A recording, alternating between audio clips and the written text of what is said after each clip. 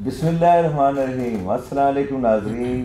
जैसे कि आपको इल्म है कि मैं एजाज स्पोर्ट्स क्लब के नाम से अपना एक चैनल बनाया हुआ है जो कि यूट्यूब पे है, और उसमें मैं अपनी जितनी भी स्पोर्ट्स एक्टिविटी है, जैसे फिज़िकल फिटनेस है या कराटे है, कोई दीगर जो स्पोर्ट्स हैं उसके बारे में, और एंटरटेनमेंट जो जैसे मौसीकी के बारे में था, और इसके अलावा मैंने मुख्तलिफ़ हिस्टोरिकल प्लेसेस की वहाँ के बारे में उस चैनल के ऊपर काफ़ी सारी वीडियोज़ अपलोड की हैं। तो जैसा कि आप तमाम लोगों को इल्म है कि मैं स्पोर्ट्स के सिलसिला में पाकिस्तान से बाहर मुख्तलिफ ममालिक में जाता रहता हूँ, वहाँ भी मुझे काफ़ी सारे पाकिस्तानियों से भी मुलाकात होती है, और वो जो अपनी रोदात मुझे सुनाते हैं कि किस तरह वो इन कंट्रीज़ में पहुँचे हैं और एजेंटों ने उनके साथ क्या क्या सलूक किया। ना सिर्फ माली तौर पे उन्हें डैमेज किया जाता है, उनकी फैमिली जहनी तौर पे, और वो खुद जहनी तौर पे बहुत उनका नुकसान होता है। माली तौर पे कई लोग तो जान से भी चले जाते हैं, और उनके जो पीछे फैमिली जिनके लिए वो अपना मुल्क छोड़ के दूसरे मुल्क में जाते हैं तो वो उनको राह ही देखते रह जाते हैं, और वो कई जंगलों में पहाड़ों पे वे गोर कफन पड़े हुए होते हैं। तो मैंने ये सोचा कि क्यों ना मैं आप लोगों की अवेयरनेस के लिए एक ऐसा शॉर्ट यूट्यूब चैनल स्टार्ट कर दूँ जिसके ऊपर आपको लीगल वे यानी कि कानूनी तरीके से आप अपने मुल्क से बाहर कैसे जाएं और दूसरे ममालिक में कैसे एंटर, क्योंकि एजेंट उन्होंने आपसे पैसा लेना होता है, आपके साथ उन्होंने धोखा देना होता है, इसलिए आपको वो कानूनी तरीका प्रोसीजर नहीं बताते बल्कि गैर कानूनी तरीके से ले जाते हैं, जहां आप फंसते भी जाते हैं और जगह जगह आप बिकते भी जाते हैं। तो आज मैं अल सैफ ट्रैवल्स एंड टूर्स के जो ऑपरेटर हैं यासिर साहब, उनके पास आया हूँ।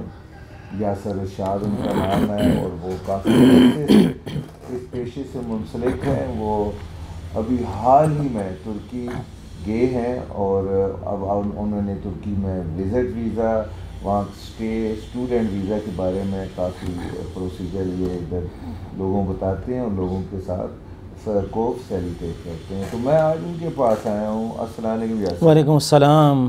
क्या हाल है जी? ठीक है, यासिर साहब? शुक्र है अल्लाह का, शुक्र है अल्लाह का। यासिर ये बताएं कि जैसे ही हमारे जहन में आता है कि ट्रैवल एजेंट जी, तो एक जो पाकिस्तान में रहते हुए हमारे जहन में आता है यार फ्रॉड ही ना हो जाए।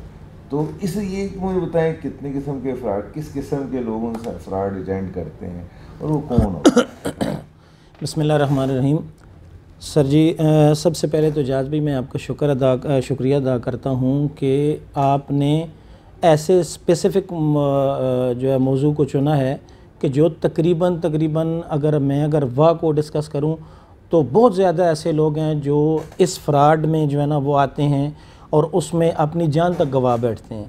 ठीक है, जैसे रिसेंटली शायद आपने सुना भी होगा कि वाह के पड़ोस से ही बंदे गए हैं, और मुझे ज़राए से पता चला है कि उस बेचारे की डेथ भी हो गई है। ठीक है, और ये तकरीबन 10 से 15 दिन पहले की बात है, ईरान बॉर्डर पे उसकी डेथ हुई है। एजाज़ भाई, बात यह है कि अगर हम फ्रॉड की बात करें तो ये एक तरफ़ा नहीं होता, सिर्फ एजेंट इस पे कसूरवार नहीं होता, इस पे क्लाइंट्स भी कसूरवार होते हैं। इसमें वो लोग होते हैं जो शॉर्टकट लगाने के चक्करों में होते हैं, जो कहते हैं कि कम वक्त लगे, पैसे का मसला नहीं है। आजकल 2-3 लाख तकरीबन हर बंदा दे देते हैं। ठीक है, लोग कहते हैं शार्ट टाइम हो और हम जल्दी अपने जो है ना वो उस टारगेट को अचीव करें जो हमने माइंड में सेट किया हुआ है, तो ये थोड़ा सा मुश्किल होता है। दूसरी चीज़ है कि लोग मजबूर करते हैं ट्रैवल एजेंट को।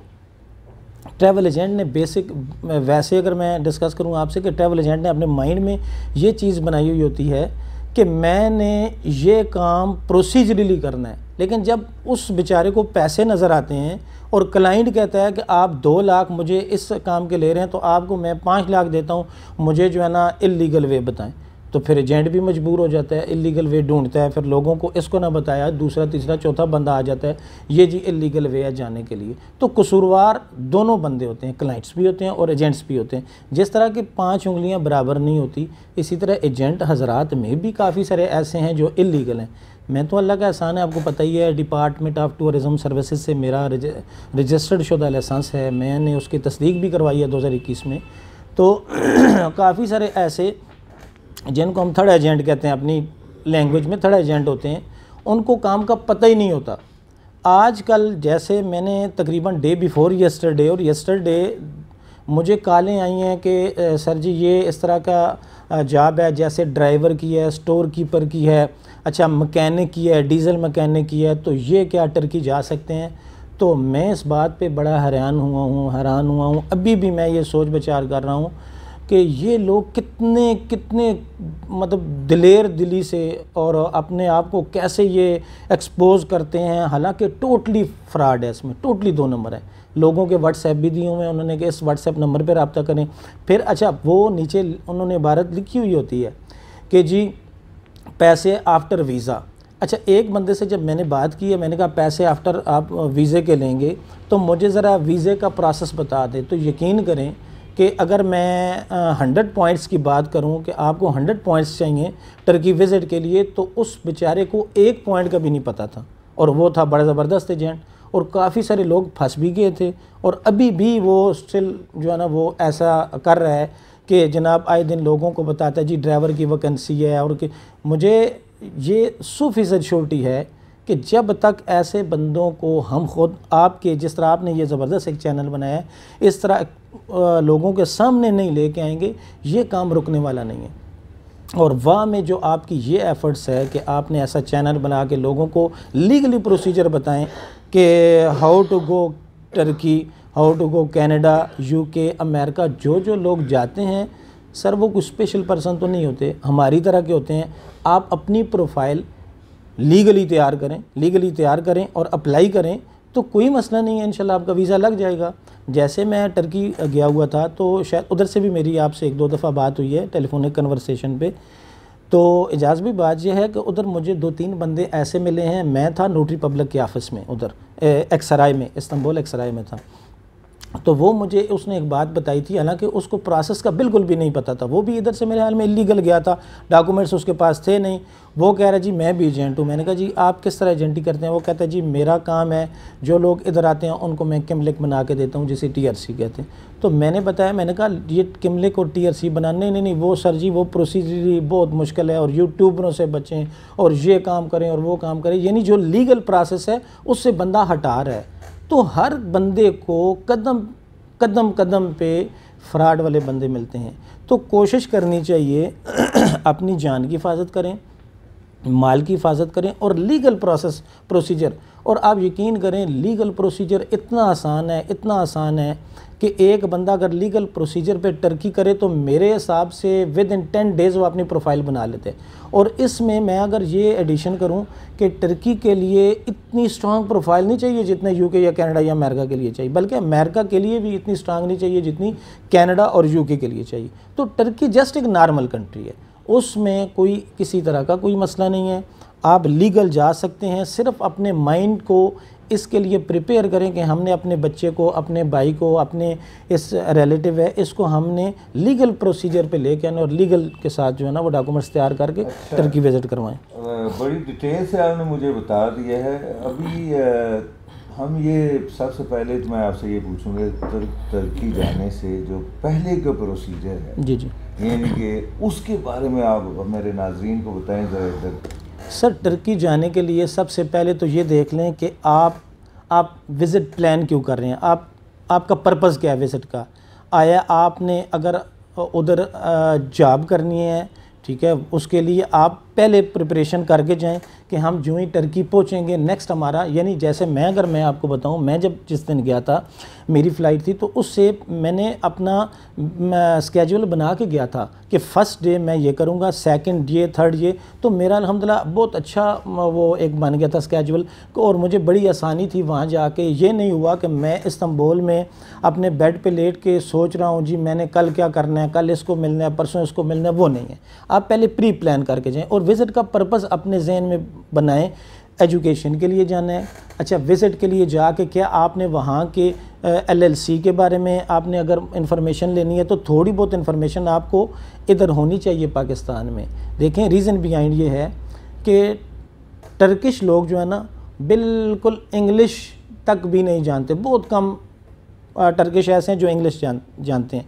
जैसे मैं एक साहब से मिला था, बतुहान नाम था उनका, और माशाल्लाह वो उधर एडवोकेट हैं, उनकी जो सिस्टर हैं वो उधर चैम्बर ऑफ कॉमर्स में काम करती है, वो ज़बरदस्त इंग्लिश बोलता था। और उसके पास जो क्लाइंट्स आते थे वो भी आयरलैंड से भी बैठे हुए थे, यूके से भी बैठे हुए थे, चूँकि टर्की आजकल बिज़नेस के हवाले से बहुत उसका एक नाम है, तो काफ़ी सारे क्लाइंट्स उसके बैठे हुए थे, वो इंग्लिश में कन्वर्सेशन कर रहे थे आपस में। तो पहले तो आप पर्पज़ अपना डिफ़ाइन करें, आपके जहन में होना चाहिए कि हम टर्की जा क्यों रहे हैं, ठीक है। सेकेंडली, अगर आप उधर बिज़नेस करना चाहें तो देखें बिज़नेस करना बहुत आसान है, टर्की में कोई मसला नहीं है, पाकिस्तान से मेरे हिसाब से आसान है। हाँ, डॉक्यूमेंटेशन के हिसाब से 7-8 किस्म के फार्म हैं, वो इंशाल्लाह नेक्स्ट कभी भी आप आएंगे तो मैं आपको डॉक्यूमेंट्स के बारे में बताऊंगा कि LLC जिसको लोकल लायबिलिटी कंपनी कहते हैं, वो अगर आपने टर्की में बनानी है तो वो कैसे बनती है और उसके लिए कौन कौन से डॉक्यूमेंट्स हैं। अच्छा, अगर आप जॉब ऑफ़र की बात कर रहे हैं तो सर जी उसके लिए ये जहन में रखें कि जॉब ऑफ़र टर्की की तकरीबन इम्पॉसिबल तो खैर नहीं कहता, लेकिन बहुत मुश्किल है। उसकी वजह यह है कि टर्की का एक रूल है, वो ये है कि आपने अगर कोई बंदा एक उधर जाके LLC बनाता है तो 5 टर्किश को आपने पे एग्रीमेंट साइन शुदा वो जमा करवाना पड़ेगा डिपार्टमेंट में, then you will get a job offer. तो तब आप एक जॉब ऑफ़र ले सकते हैं किसी फॉरेनर्स के लिए। तो बहुत मुश्किल है, ऐसा ट्रेड वाला बंदा जिसे तुर्किश कंपनियां ये कहें कि इसकी हमें बड़ी अशद ज़रूरत है, तो मेरे ख्याल में थोड़ा सा मुश्किल होगा। अच्छा, उसके बाद अगर आप, जैसे मैं इस्तांबुल एक सराय में था तो एक आदिल था भाई, तुर्किश ही था, वो मुझे कह रहे थे कि आप कोई ऐसा बंदा हो जो हमारे इस होटल में राइस का काम करे ना, चावलों के रिलेटेड। तो मैंने उसे बताया था, मैंने कहा आ जाते हैं पाकिस्तान से काफ़ी सारे बंदे, तो प्रोसीजरली अगर आप जाएं तो तकरीबन 1 लाख से कम मालियत आती है LLC तुर्की की, ठीक है। तुर्की में आप जाके LLC अपना बनवा के और उसमें 5 ट्रेड आप ऐड कर सकते हैं, यानी उसमें आप टूरिज़म करें, उसमें आप होटलिंग करें, अच्छा उसमें आप किसी तरह की इंपोर्ट एक्सपोर्ट कर सकते हैं। इस तरह के 5 काम जो है ना एक LLC पे कर सकते हैं, और वो पाकिस्तानी तकरीबन 1 लाख से कम की बनती है। तो आसान है, सिर्फ आपके पास पर्पज़ होना चाहिए कि आप विज़िट किस पर्पज़ के लिए कर रहे हैं। बाकी अगर आप कहें, जैसे तकरीबन जब टर्की का नाम आता है तो मैक्सिमम लोगों के जहन में ये आता है कि जी हम वहाँ से भाग के यूनान चले जाएंगे या वहाँ से भाग के इटली चले जाएंगे। तो मैं आपके चैनल के थ्रू एजाज़ भी ये बताना चाह रहा हूँ कि ये इस टाइम पे इम्पॉसिबल है, और बिल्कुल इटली और यूनान का खुमार अपने जहनों से हर बंदा उतार दे, ये इम्पॉसिबल है। इसमें जान जाना तकरीबन 90% लोगों की जान चली जाती है। फिर ये पुराने दौर में मुझे नहीं पता लोग कैसे कर रहे थे, मैं वो यूनान का रास्ता भी देख के आया हूँ। तो और उसके अलावा मैंने वो अबनाई बासफोरस से जो आगे नहर जाती है वैसे विज़िट मेरा था, तो मैंने वो चीज़ भी देखी है। लेकिन जब मैं समंदर के पास गया हूँ और जब मुझे ये पता चला कि एक लांच में 5 दिन, और वो छोटी सी लांच होती है और उसमें 5 दिन जनाब बंदे बैठ के, और 5 दिन लगते हैं इंटरनेशनल सी में, इंटरनेशनल समंदर में 5 दिन लगते हैं, देन वो इटली के बॉर्डर पे पहुंचते हैं। तो तब तक तो मेरे हिसाब से आधी जान तो बंदे की निकल चुकी होती है। उसमें देखें ना बंदा खा पी सकता है, ना कोई वाशरूम वगैरह की इतनी अच्छी फैसिलिटीज़ होती हैं, ना कोई मोबाइल है, ना कोई किसी तरह की आपके पास कोई फैसिलिटी नहीं। तो ये तो बिल्कुल मौत है। मैं तो आपके चैनल से लोगों को ये बताना चाह रहा हूँ कि कभी सोचिएगा भी नहीं, इल्लीगल बारे में सोचने से पहले अपने मौत को सोच ले बंदा कि मेरे लिए मौत है। फिर क्या आप पाकिस्तान के कानून को क्रॉस करके जाएंगे तो ये अच्छी बात है। फिर अगर ईरान के रास्ते में जाते हैं उधर पकड़े गए फिर मौत है। तो उससे अच्छी बात है कि पाकिस्तान में आए बंदा, पाकिस्तान में अपना काम करे, कारोबार करे। जब आप किसी, वो एक बहुत अच्छी बात है जहाज़ भी एक बंदे ने बताई है कि वो कह रहा है कि अगर आप किसी के घर जाते हैं ना तो दरवाजे के थ्रू जाएं तो वो आपको वेलकम करेगा, और अगर उसकी दीवार फलांग के बैग से आ जाएं तो फिर क्या करेगा।